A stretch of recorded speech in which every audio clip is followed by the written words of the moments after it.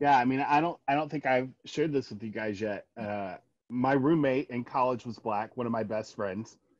Um, I I'm not sure if we ever had a real conversation about race ever because it just didn't come up. It wasn't awkward, it wasn't weird. We lived together. He taught me some like cooking things I didn't know that you know what I mean? Like it just never came up. It was not awkward, it wasn't weird, and it was not a thing. But also, now that we're older, we've had some conversation. I'm like, this guy was suffering lots of discrimination that I was clueless about because I didn't ask, and because Zoran, to your point, because we don't teach it, we don't talk about it, and because not every place we are reflects the melting pot, right? Like, um, hmm, it's a lot to think about. To ask But we questions, don't. I think is crucial. I think that's, you're asking, Darren, how do we have that conversation? And it's already been alluded to. Um, for our white friends to even ask the questions. And I think as people of color, we cannot punish them because they say it wrong or ask it wrong. I had more than one friend saying not so many words. Even today, one of my girlfriends said, you know, I do feel like darned if I do, darned if I don't. You know, if I don't say anything, you know, I'm criticized. If I do say something, I might be criticized because I'm saying it wrong. And so we just, especially as Christ followers, we've got to show the same grace that we want, and also not the same stereotypes. I know the black police officers in Lincoln, they're speaking up, and they're just as angry as the protesters. And as our chief of police, who is white. And so we do have to, there's a tension, you know, in this conversation. And we've all said, you know, embrace the awkward. We all agree with that. We have to embrace a little bit of tension too. And so that's just a thought. And I'm smart enough and old enough to know I'm not going to speak for all multiracial people, all black people, all Choctaw people. And I appreciate what Tania said earlier, you know, because you can ask, you can ask several people of color the same question. You might get a different answer depending on what side of the country they're from, or depending on if they were adopted, if they were raised in a white neighborhood, black neighborhood, you know, you get the point. Which means just keep asking the question of everyone, right? So I asked Tania, and then maybe I also ask you, Danette, and then I ask Kinston, who's my college roommate, and I just keep asking the question so that I have a broader context. It's not a one answer fits all. Yeah, because typically a lot of the times people say, well, I have a black friend or my cousin, you know, who married a black person, so I know their perspective. Yeah, you have to know, the different experience. See, everybody's laughing because that's always the excuse, right? It's, I'm sorry, well, that's I my favorite know. line. Yeah, That's my I favorite have a line. black Hey, friend. hey, hold on 1 second. Hey, I got my black friend over here. What he has said was. Right, exactly. Yeah. So what would you guys say to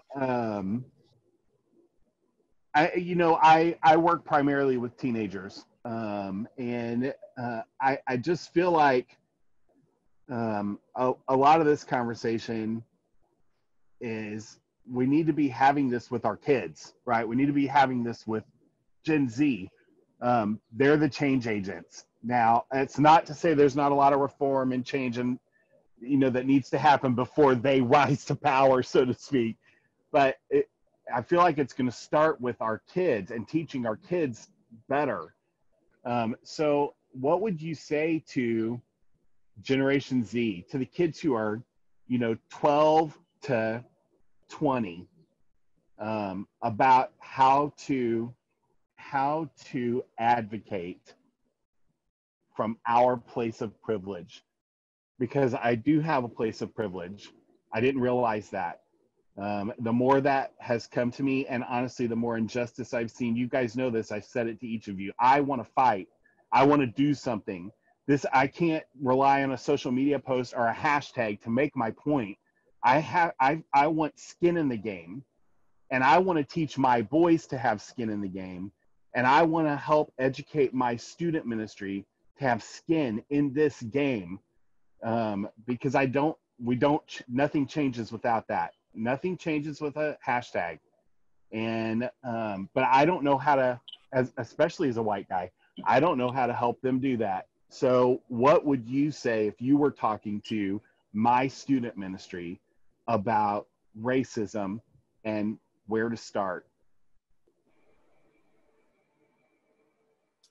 It may sound kind of surfacey, but I would just say celebrate the differences, right? Like, I see the difference in the Hispanic culture, and I see the difference in the Black culture. And when you really begin to immerse yourself into those cultures, some of those traditions, some of what comes out of there is just so cool. Like, we have some really good Japanese friends. And when you get into the culture and why things are a certain way, number one, it's fascinating. But number two, you really begin to understand who they are, why they think the way that they think, etc. So I think a first step is not seeing people as, you'll hear people say, well, I don't see color. I get where they're coming from, but it's the, no, I see you for who you are. And I want to celebrate that difference, because that is a complete 180. And I'll take my wife as an example there. She's white. And when she started coming around my family, she was like, whoa, what is going on here? Number one, your family's so close. I don't understand just the tight knit, because I probably won't talk to my dad for another 2-3 weeks here. Whereas, no, I'm talking to my parents every day. The food is unbelievable. The traditions are unbelievable. When she began to immerse herself with my family, she began to understand the way that we operate and why we operate the way that we do. So, so if you can just start with kids, just say, hey, celebrate the differences. And if that means just going to your friend's house that maybe smells a little funny because of something that they're cooking, so be it. But that's your first step to understanding on who they are on a much deeper level. And I think as Christ followers, I want to celebrate what heaven looks like. And the Bible is so clear, every tribe, every nation. And that's one of the things that I want to say, and I do say to middle schoolers and high schoolers, that's what heaven looks like. And so it behooves us to reach out to people of different colors and to have, as we've said, the awkward conversation, if it is awkward, or the curious conversation, even better, because that's what heaven's going to look like. And so I'd like to have a taste of it here on earth, but I know I have to be intentional about it. And again, asking those questions. I mean, I would love to think that, I'm multiracial, so I'm certainly have a lot of intercultural savvy and sensitivity. Well, no, I have to learn, just like everybody else, about other cultures. And so I want to stay curious, as Steve Jobs used to say. Good. What else? What else do I need to tell teenagers? Yeah, I like what you said. Who's that? Zoran? No, go ahead. Yeah, I like what Danette said. What is just definitely be curious, and one phrase that always came up is this idea of melting pot. But I remember a teacher corrected me when I was younger, and they say, "Hey, we're not a melting pot. We're a mixed salad," and that always got me thinking, why is that? And they said, I started realizing, well, it's because when you're a melting pot, then everybody realizes, you have to be and look a certain way to be American.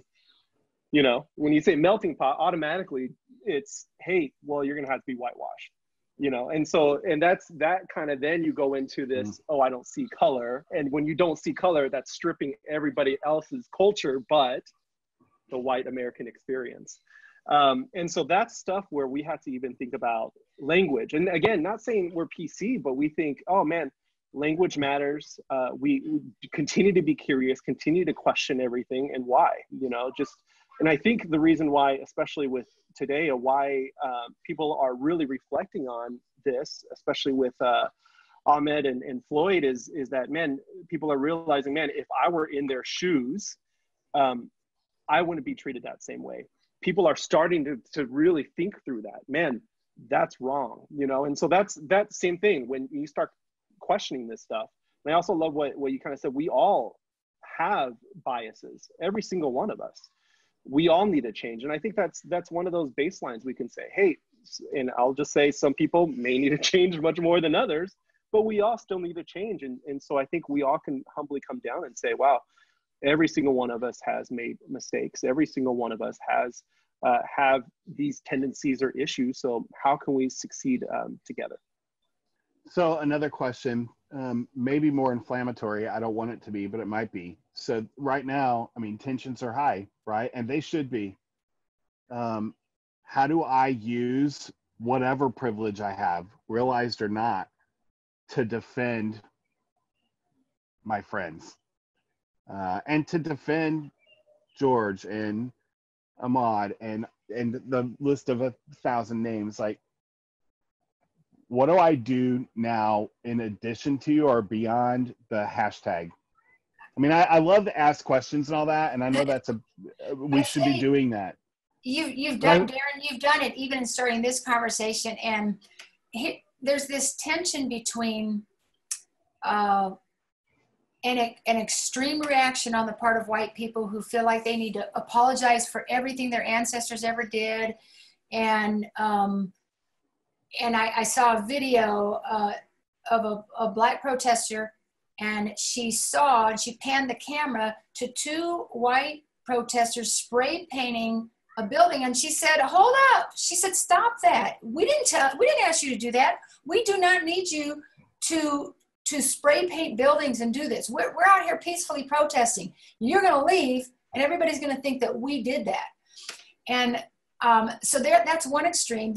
The other side of it that I very much appreciate, and here again, this is a tension, is when white men, particularly in authority, will speak up intelligently with emotional intelligence and articulately speak up and not be defensive, but just call it for what it is. This is blatantly wrong. This was murder. And I have a former coach who did that, and I messaged him and I said, "Thank you for this." He wrote a long, and I know you can get to where there's too much noise, and especially on social media, but for me, it does matter. It does mean something when my white pastor goes on his Facebook Live devotional every day and prays about this and brings it up and says, "Church, we must do better."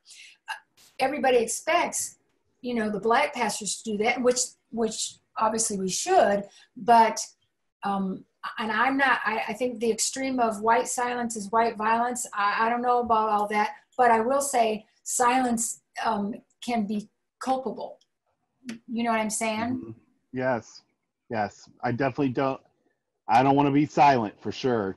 I feel like I had a conversation with some friends of mine this morning, all white, and all of us are like, we just feel like we can't do enough. And and part of that's because we don't know what to do. And part of it is because, I mean, I think you're right. I don't remember which one of you talked about how this one's different. Like, we all watched that and went, "Oh God, no, we can't, no."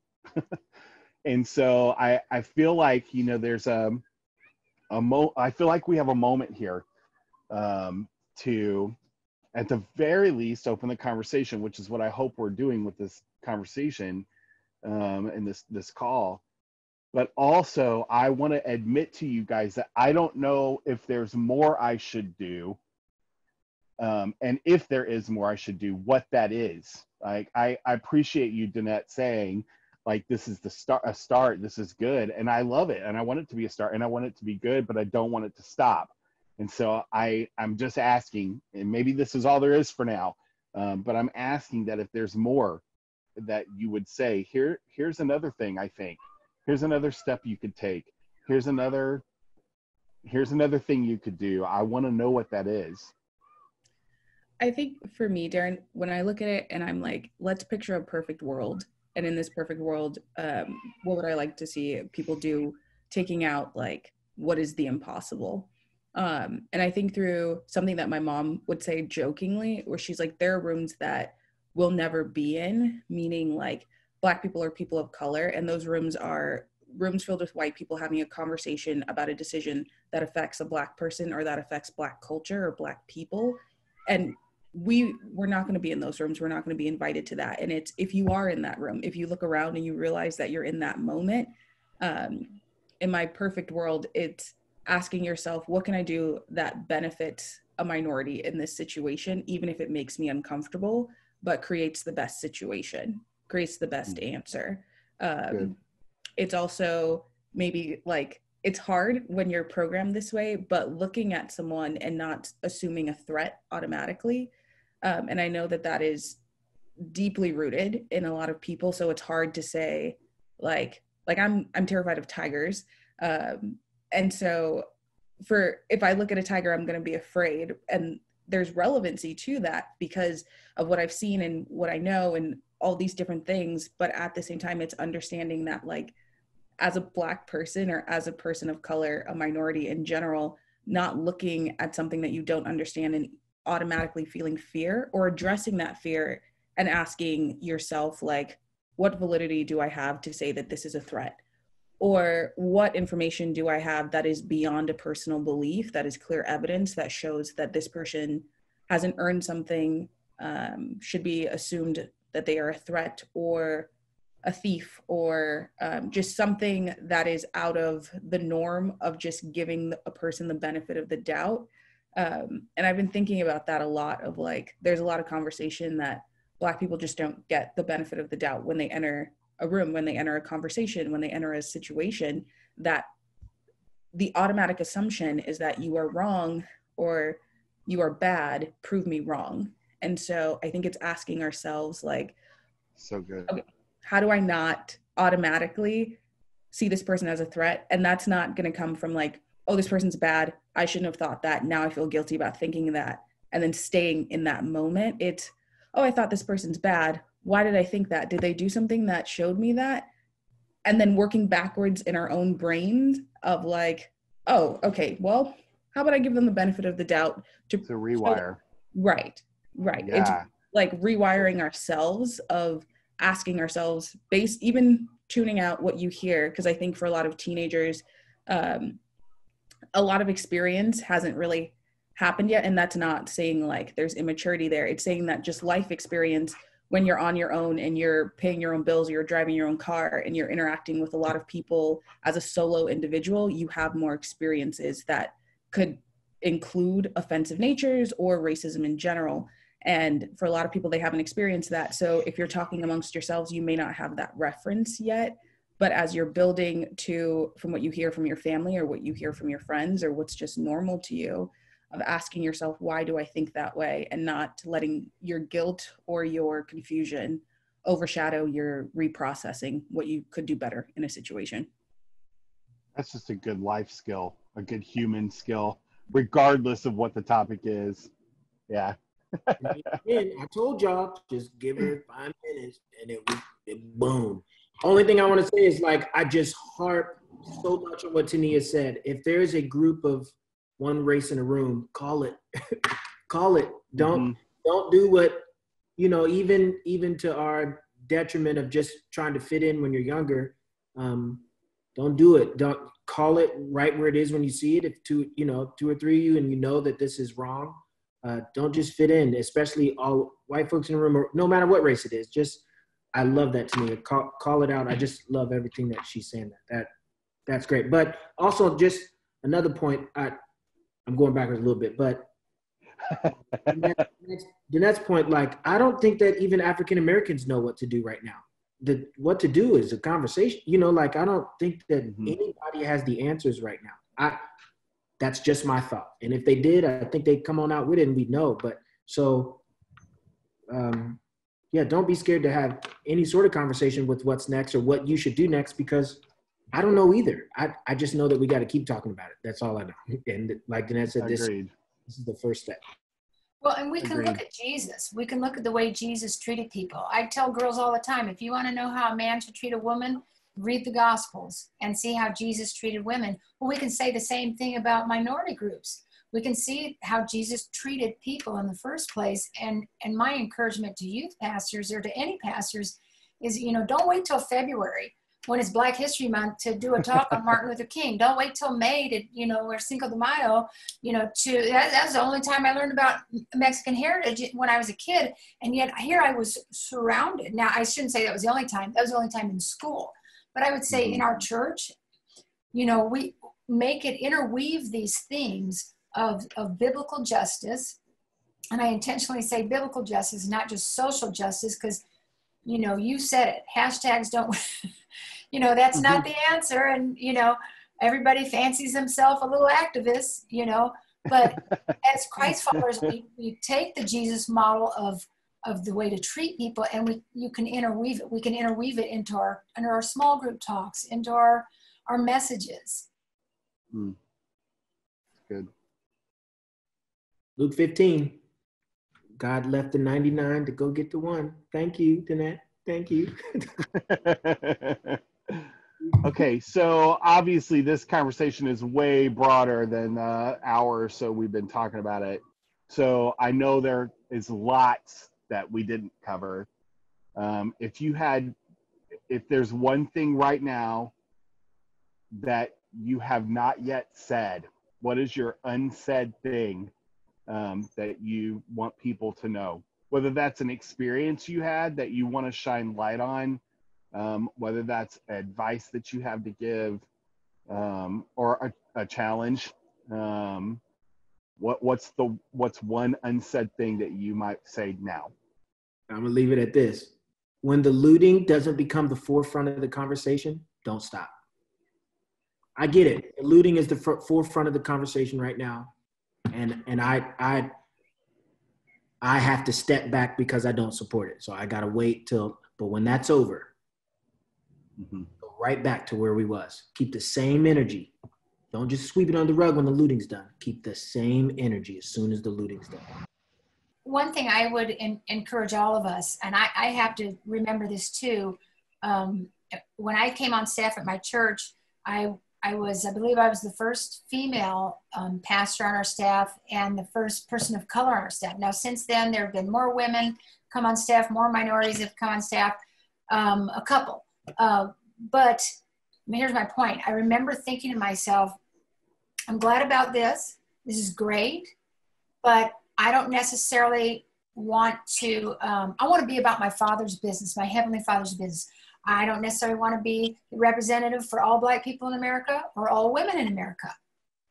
That's a bonus, but one of the things I've loved about being a writer is when I send an idea in and nobody knows, unless they know me, they don't know that they don't know what my hue is, my pigment is. So that leads me to think I want to stay in my lane. I cannot change the entire world and change everybody in every community, but I have, whatever my platform is, I have influence, and the Lord will open a door for broader influence perhaps, but I start here as opposed to, I don't know what to do, so I'm not going to do anything. You know what I'm saying? Mm-hmm. Very much so. Good. Nadeem, you're unmuted. Yeah, I mean, I'm.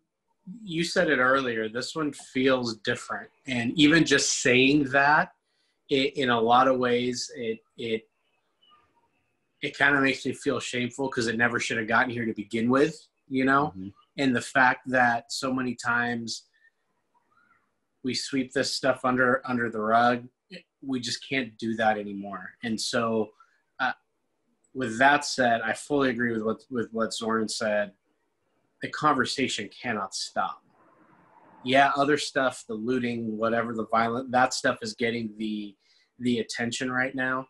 But and we've got to figure out how. And I think personally, I believe it starts in the home. It starts, for me personally, it starts with my 4 kids.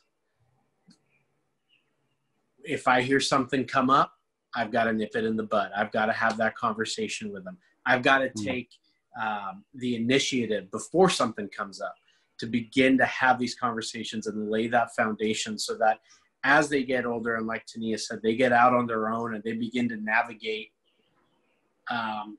paying bills on their own and going out and finding their first, jobs, etc. The race issue for them, I don't want it to be an issue, right? Unfortunately, it's probably going to be there, but can we take steps to make it better? 100%. And the way that starts is when the craziness dies down, that we keep the conversation going. 100% agree with Zoran on that one. I think for me, something that I heard just recently, they said that the 90s generation, they said, was the last greatest generation. And the reason why was because there's a shared experience, Rugrats and Nickelodeon and everything. But now we've lost that because our worldview can be shaped by news stories and music according to our worldview. Does that make sense? So if we like something on Spotify, we just listen to that all the time. And I think that's leaked into news media as well, that you can find any source and any media out there to support your worldview. And so I think we have to be cautious with that as we're moving forward of, are we actually, just because we cite something doesn't mean it's true. And I'm not trying to, take out our foundation of what's true or not or anything, but I think it's just, we act so much on emotion that we don't think logically through this stuff. And so just because we retweet or share something, it doesn't necessarily mean it's true. And it's unfortunate. And so it is so easy to find stuff that supports our worldview, but just really have an open mind. We know there's a race issue. We know there's inequality. Whether if a person's guilty or not guilty, we know there's an issue. So. Tania, do you have anything? I would say the one thing that I admire that a lot of, I think, kids are doing and a lot of people in general is research beyond like social media, beyond Facebook and Instagram, but actually going into history and looking at like what's happened in this city on this day and how did that affect like Black Americans, or how did that affect other minorities, what's going on. And I want to encourage people to do that more, of go in depth in this, understand the deep roots of it so that you can better say, okay, this isn't new. This isn't something that's different. This isn't even 100 to 50 years old. There's depth in this. And then the challenge of, I know everyone says like, be the change, which becomes so redundant because you're like, well, how do I become the change? And I think it's more when you're in that situation, because everyone gets there, whether you're Black, white, doesn't matter. We're always going to be in a situation where we have to make a decision, where we have to use our voice for something. And I would say, take that moment and take that situation and do it. Even if you're scared, even if you missed it, even if you didn't say something, it's okay to go back and say something. It's okay to follow up with someone. The challenge is just don't think that you've missed a moment to be a voice or to be an advocate, because just a sentence or a word has so much impact, even if it came a year later. Like, it's so much nice to hear from someone like, hey, a year ago, I didn't stand up for you, and I'm so sorry about that. And even going back to the person and saying, hey, a year ago, you were out of line. I just wanted you to know I felt that way. So, yeah. Great. I think that's the challenge. So good. Well, I know this conversation isn't over, but I think this phone call probably is getting there. I just want you guys to know how much I love and adore each of you. I know that it's not easy to like put your story out there necessarily, and certainly not in a time where things feel like there's a little bit of heightened emotion and all of that. And I appreciate your courage and your bravery. I'm just going to say to you, I'm sorry for being less aware, probably than I should be. And I may continue to have that apology. I want to learn. I want to be better. I want to defend my friends. I want to pay attention up the chain, Zoran, more than I have. But mostly I just want you to know that I don't care what color you are, what state you live in. I love you guys. And I'm so glad that God has allowed our paths to cross, and that in this and in lots of things, we stand with linked arms. So I love you guys. I appreciate you. To those of you watching, thanks for watching. Don't just watch. Do something. Have a conversation. Get involved.